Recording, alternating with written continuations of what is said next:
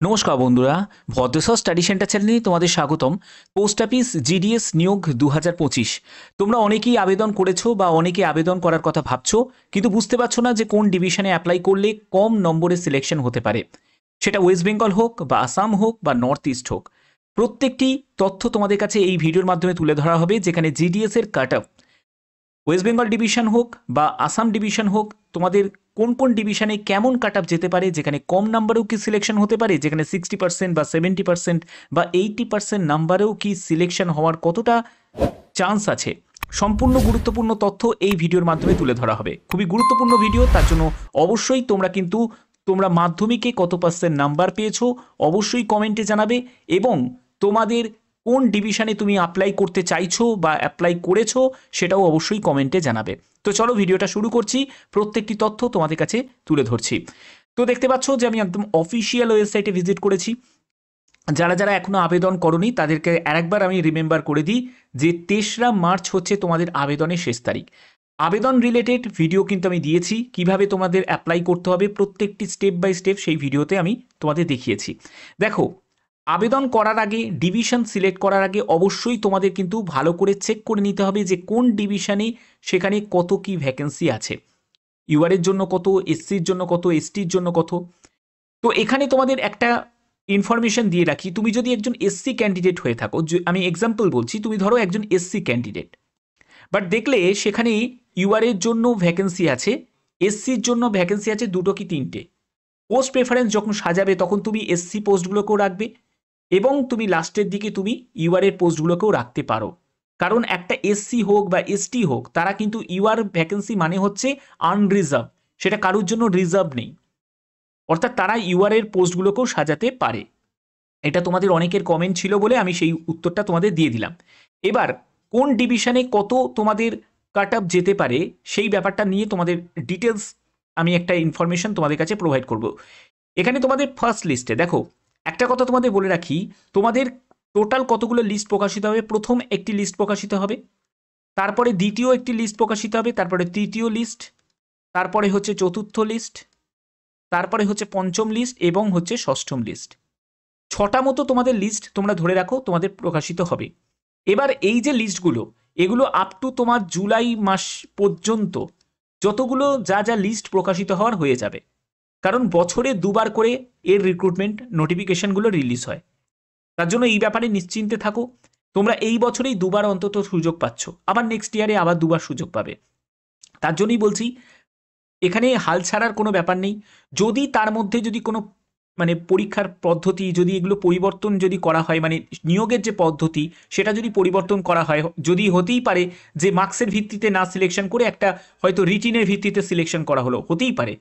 যখনই যাই আপডেট আসুক না কেন সেই ইনফরমেশন তোমাদের কাছে নিশ্চয়ই আমি প্রোভাইড করে দেবো। তো দেখো, তোমাদের এই যে পরপর যে তোমাদের লিস্টগুলো প্রকাশিত হবে, প্রথম লিস্টে তুমি যদি জায়গা নাও পাও, সেকেন্ড লিস্টে তুমি ট্রাই নেবে, সেখানে হয়তো তোমার জায়গা হতে পারে। যাতে সেকেন্ড লিস্টে হবে না তাদের থার্ড লিস্টে একটা সুযোগ থাকবে। তো অর্থাৎ এখানে ফার্স্ট লিস্টের সঙ্গে সেকেন্ড লিস্টের কমসে কম তোমরা কিন্তু 2 থেকে 3% কিন্তু হেরফের একটা দেখতে পাবে, ঠিক আছে। এবার কিছু কিছু ক্ষেত্রে যেহেতু এবারে ভ্যাকেন্সিটা কম, তো সেক্ষেত্রে হতে পারে যে এই যে 2 থেকে 3% বলছি, সেটা হয়তো কমে হয়তো 1%ও কিন্তু ডিফারেন্স কিন্তু হতে পারে, কিন্তু হবে হবে বলেই তো পরবর্তী লিস্টটা প্রকাশিত হচ্ছে, তাই না। এবার মেন ব্যাপার হচ্ছে এখানে দেখো, যেমন আসানসোল ডিভিশনে তুমি যদি দেখো, এখানে এসসি ক্যান্ডিডেট 94.57% কিন্তু সিলেকশন পেয়েছে। এসসি ক্যান্ডিডেট দেখো 95.2%, অর্থাৎ আমরা এখানে ধরতে পারি যারা এসসি ক্যান্ডিডেট আসানসোল ডিভিশনে 94 থেকে 95% যাদের নাম্বার আছে তারা কিন্তু আসানসোল ডিভিশনটাকে চুজ করতে পারে, ঠিক আছে। ওবিসি ক্যান্ডিডেট 94%-এ সিলেকশন পেয়েছে। দেখো, এটা কিন্তু শুধু ডিভিশন নয়, তুমি পোস্ট অফিসটাও কিন্তু ম্যাটার করে, অর্থাৎ তুমি যে পোস্টে আবেদন করছো সেই পোস্টটা কিন্তু ম্যাটার করছে। যে পোস্ট অফিসটা তুমি ধরো সিলেক্ট করেছো, তুমি ধরো একটা পোস্ট অফিস সিলেক্ট করেছো, সেই পোস্ট অফিসে দেখলে যে এসসি ক্যান্ডিডেট 97 গেছে, ঠিক আছে। আবার আর একটা পোস্ট অফিস দেখলে সেইখানেই দেখলে ডিভিশন একই, কিন্তু সেখানে দেখলে যে তোমাদের এসসি ক্যান্ডিডেট 94-এ সিলেকশন পেয়ে গেছে। ব্যাপারটা পোস্ট অফিসটাও কিন্তু ম্যাটার করে, ওকে। প্লাস যেটা ম্যাটার করে সেটা হচ্ছে তোমাদের বিপিএম, এবিপিএম, এটাও কিন্তু ম্যাটার করছে। তারপরে দেখো, এসটি ক্যান্ডিডেট 91.4, অর্থাৎ যারা যারা যারা এসটি ক্যাটাগরি থেকে আছো, যাদের নাম্বার 90 থেকে 92% মধ্যে আছে, তারা কিন্তু আসানসোল ডিভিশনটাকে লিস্টের মধ্যে রাখতে পারো। এবার ইউআর ক্যাটাগরির দিক দিয়ে যদি আমি যাই, ইউআর ক্যাটাগরি দেখো তোমাদের সবই 98%, 99%-এ কিন্তু আছে। ওকে, আমি আরও ফার্স্ট যাব। দেখো এখানে যারা পিডাব্লিউবিডি বি ক্যাটাগরি থেকে আছো 83.28-এ সিলেকশন পেয়েছে। তারপরে দেখো 92% সিলেকশন পেয়েছে পিডাব্লিউবিডি বি ক্যাটাগরি থেকে বাঁকুড়া ডিভিশনে আমি চলে এসেছি। তো এখানে দেখো ইউআর ক্যাটাগরি থেকে, ইউআর ক্যাটাগরি কিন্তু প্রথমেই দেখছি যে 97 থেকে 99%-এ এখানে সিলেকশন পেয়েছে।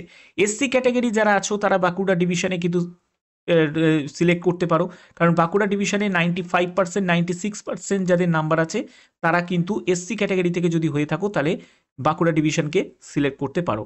ইডাব্লিউএস ক্যাটাগরি থেকে দেখো 95%-এ কিন্তু সিলেকশন পেয়েছে ইডাব্লিউএস ক্যাটাগরি থেকে। তারপরে দেখো তোমাদের এসসি ক্যাটাগরি থেকে 95%-এ সিলেকশন পেয়েছে, এরকম কিন্তু দেওয়া আছে। অর্থাৎ এখানে দেখো তোমরা দেখতে পারো। তারপরে দেখো 94.71%-এ সিলেকশন পেয়েছে এসসি ক্যাটাগরি থেকে, এরকম আছে। আরও যদি আমি স্ক্রল করে যদি এদিকে যদি নামি, তো এখানেও দেখো আরও অনেক আছে। ঠিক আছে, এই লিস্টটা কিন্তু অনেক বড় লিস্ট, কারণ প্রথম লিস্টটা কিন্তু অনেক বড় লিস্ট একটা প্রকাশিত হয়। ঠিক আছে, তারপর থেকে লিস্টে ক্যান্ডিডেটের সংখ্যা কিন্তু কমতে থাকে। এবার দেখো এখানে এসটি ক্যান্ডিডেট বারাসাত ডিভিশনে 88.71%-এ সিলেকশন পেয়েছে। তারপরে দেখো এখানে 95.8571%-এ সিলেকশন পেয়েছে ওবিসি ক্যাটাগরি থেকে। দেখো সত্যি কথা বলতে গেলে তোমরা যারা যারা 90 আপ যাদের নাম্বার আছে তারা কিন্তু যে কোনো ডিভিশন তোমরা অবশ্যই, সেটা তো তোমাকে চিন্তা ভাবনা করতেই হবে যে কোন ডিভিশনে তুমিই চাইছো। হতেই পারে তুমি কাছাকাছি কোনো ডিভিশনে তুমি অ্যাপ্লাই করতে চাইছো, তুমি কোনো দূরের ডিভিশনে অ্যাপ্লাই করতে চাইছো না, তাহলে সেক্ষেত্রে সেটাও তো তোমাকে ভাবতে হবে, কারণ সেখানে তোমাকে কাজ করতে হবে। ঠিক আছে, এমন একটা দূরে কোনো জায়গায় দিয়ে দিলে যেখানে তুমি কাজ করতেই তোমার অসুবিধা হয়ে যাবে, কারণ এখানে বেতন খুব কম। ঠিক আছে, এবিপিএম বলো বা বিপিএম বলো, বেতন খুবই কম, সেখানে থাকা খাওয়া অনেক কিছুর একটা ব্যাপার আছে। তো অবশ্যই সেটা ভেবে চিনতে দেবে। 93.5714 দেখো বারাসাত ডিভিশনে, ওকে, ইডাব্লিউএস ক্যাটাগরি থেকে। তো এখানে যদি আমি আরেকটু স্ক্রল করে নামি বারুইপুর ডিভিশনে, দেখো এখানে 96.42% ইউআর ক্যান্ডিডেট কিন্তু সিলেকশন পেয়েছে। অর্থাৎ দেখতে পাচ্ছ যে ডিভিশনে কতটা ম্যাটার করছে। অর্থাৎ 96 থেকে 97%-এ যাদের নাম্বার আছে ইউআর প্রার্থী, তারা কিন্তু বারুইপুর ডিভিশনটাকে সিলেক্ট করতে পারে। তারপরে দেখো আরও হুগলি ডিভিশনে যদি দেখো 93.85, অর্থাৎ ইডাব্লিউএস ক্যাটাগরি থেকে তারা সিলেকশন পেয়েছে, এসসি ক্যাটাগরি থেকে 95.71। ওকে, এরপরে দেখো হুগলি নর্থ, হুগলি নর্থে কিন্তু আবেদন করতে পারো। দেখো হুগলি নর্থে কিন্তু 94.7143 এসসি ক্যাটাগরি থেকে সিলেকশন পেয়েছে। তারপরে দেখো আরও আছে এখানে হাওড়া ডিভিশন 97%, 94% এসসি ক্যাটাগরি থেকে হাওড়া ডিভিশনে। জলপাইগুড়ি ডিভিশনটা কিন্তু ভালো ডিভিশন, জলপাইগুড়ি ডিভিশনে কিন্তু টার্গেট করতে পারো জলপাইগুড়ি ডিভিশনে। ওকে, জলপাইগুড়ি ডিভিশনে। মালদা ডিভিশনটাকে দেখো, নর্থ বেঙ্গলের সাইডে তোমরা মালদা ডিভিশন, তারপরে হচ্ছে তোমাদের জলপাইগুড়ি ডিভিশন, এগুলোকে কিন্তু তোমরা টার্গেট করতে পারো, এগুলো কিন্তু খুব ভালো হবে। ওকে, তারপরে দেখো মিদনাপুর ডিভিশনে যদি দেখো, মিদনাপুর ডিভিশনেও কিন্তু কাট অফ যা আছে এখানে দেখো 95.28 এসসি ক্যাটাগরি থেকে যারা আছে তাদের 95 থেকে 96%-এ যাদের নাম্বার আছে তারা কিন্তু মিদনাপুর ডিভিশনটাকে সিলেক্ট করতে পারে। ওকে, এর পরবর্তী দেখো তোমাদের আরও আছে এখানে মুর্শিদাবাদ ডিভিশনে তোমরা সিলেক্ট করতে পারো 96.4 এসসি ক্যাটাগরি থেকে, ইউআরএ হচ্ছে 98%-এ আছে।